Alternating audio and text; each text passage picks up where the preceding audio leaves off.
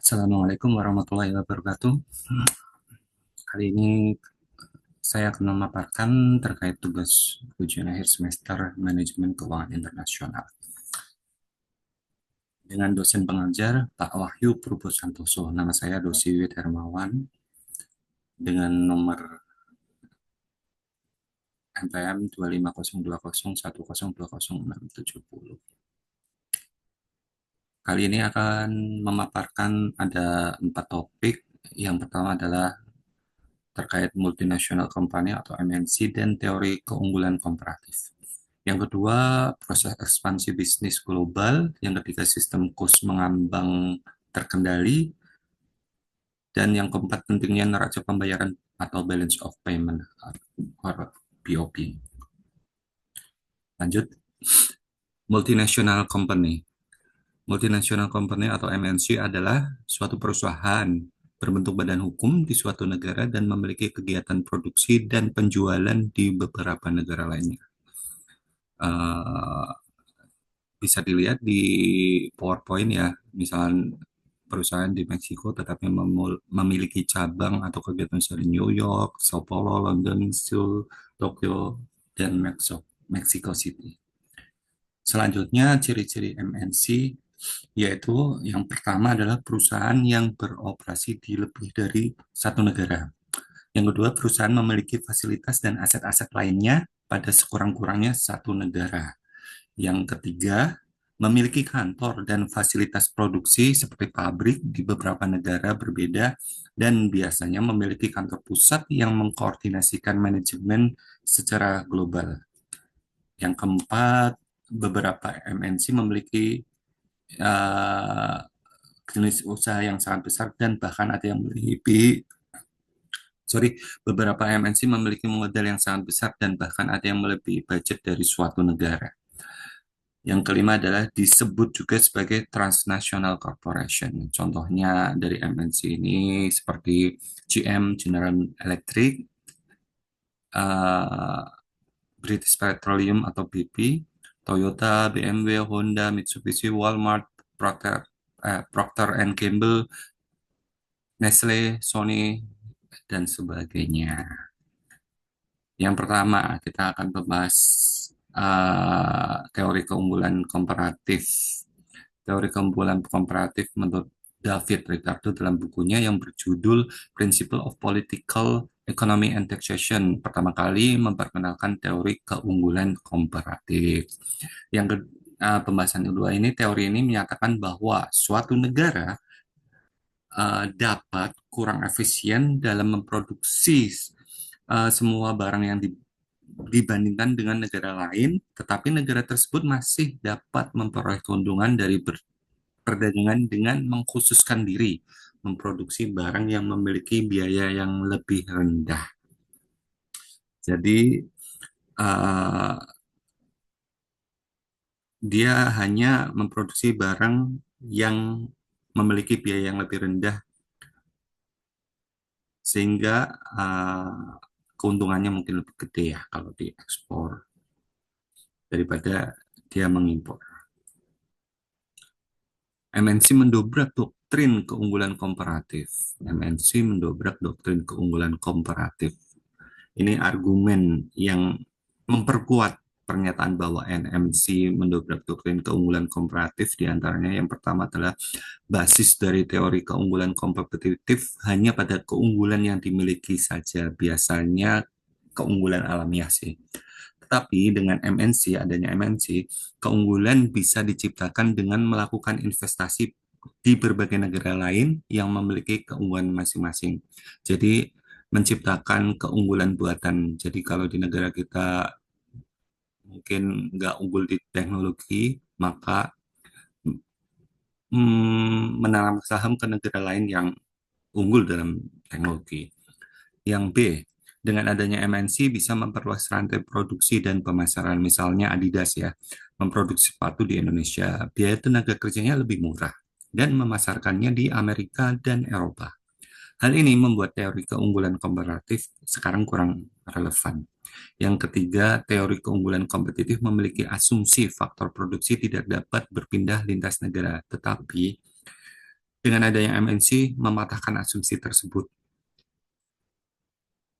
yaitu dengan adanya pemindahan modal dan teknologi ke suatu negara yang lebih menguntungkan.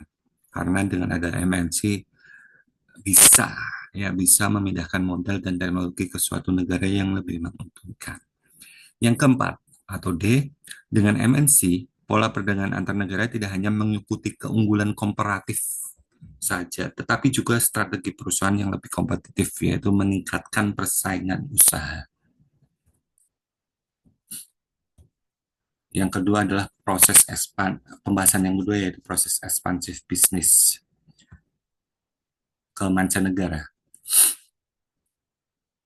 Proses ekspansif bisnis ke mancanegara dapat dilihat ya, seperti di diagram di sini ada GM bukan Global Manager ya, bukan GM. Global Manager itu memiliki dua pemikirannya itu harus berpikir global dan act locally, uh, menyesuaikan diri sesuai dengan keadaan negara ya. Yang pertama adalah think global, sebuah prinsip dalam bisnis, manajemen maupun gaya hidup modern yang menekankan pentingnya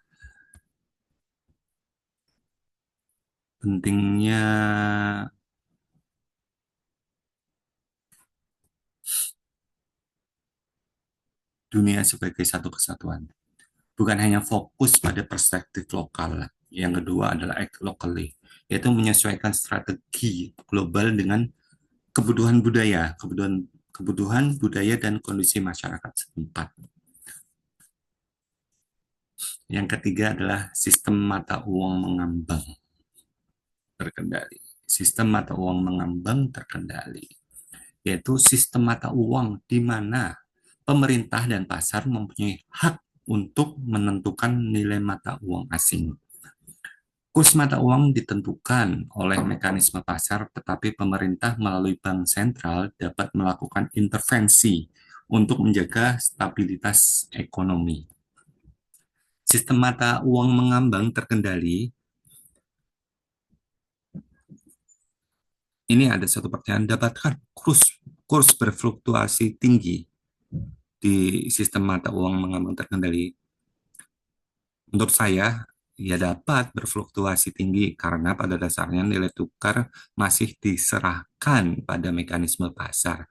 Walaupun begitu, pemerintah melalui Bank Sentral yaitu Bank Indonesia masih dapat melakukan intervensi. Intervensi Bank Sentral ada dua, yaitu secara langsung dan tidak langsung.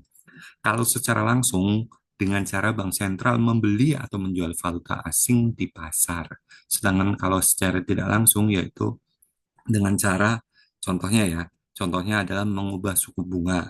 Yang kedua, melakukan operasi pasar terbuka.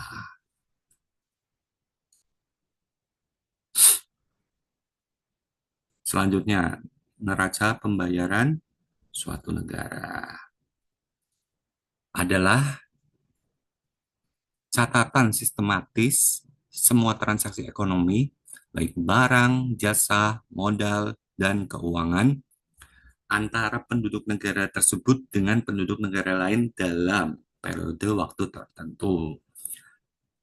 Terdapat 4 komponen neraca pembayaran. Yang pertama adalah neraca perdagangan. Yang kedua, neraca jasa. Yang ketiga, neraca pendapatan. Dan yang keempat, neraca transfer. Alasan manajer dan investor melihat neraca pembayaran suatu negara. Alasannya yang pertama adalah untuk melihat stabilitas mata uang suatu negara tersebut.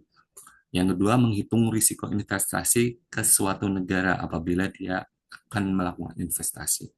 Yang ketiga, melihat fundamental ekonomi di suatu negara apabila dia akan membuka usaha atau berinvestasi di negara tersebut. Yang keempat, melihat arah kebijakan suatu negara. Bakal kemana sih arah kebijakannya? Bakal menguntungkan investor atau manajemen atau enggak? Itu loh.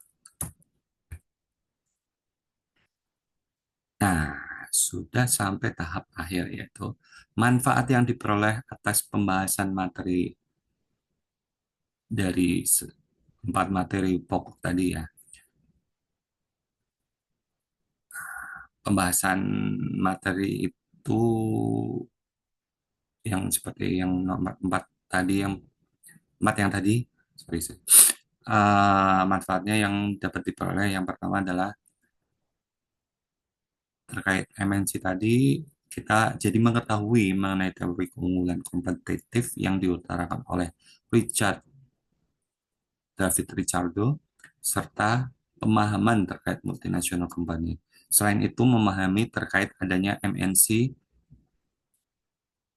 atau multinational company yang mempengaruhi teori keunggulan kompetitif tersebut. Tadi kan ada beberapa alasan kenapa teori keunggulan kompetitif itu dipatahkan oleh adanya MNC, perusahaan MNC. Yang kedua, mengetahui terkait proses bisnis internasional, sehingga membantu memahami strategi perusahaan multinasional dalam mengembangkan bisnisnya ke berbagai negara.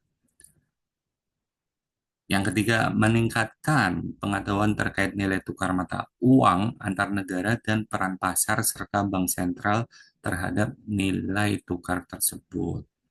Yang keempat, mengetahui terkait neraca pembayaran dan bagaimana pengaruh neraca pembayaran terhadap pengambilan keputusan bisnis, baik untuk manajer, untuk pemerintah, maupun untuk investor. Oke, thank you. Mungkin ini saja yang dapat saya presentasikan. Ada kurang atau salah, mohon maaf. Terima kasih. Assalamualaikum warahmatullahi wabarakatuh.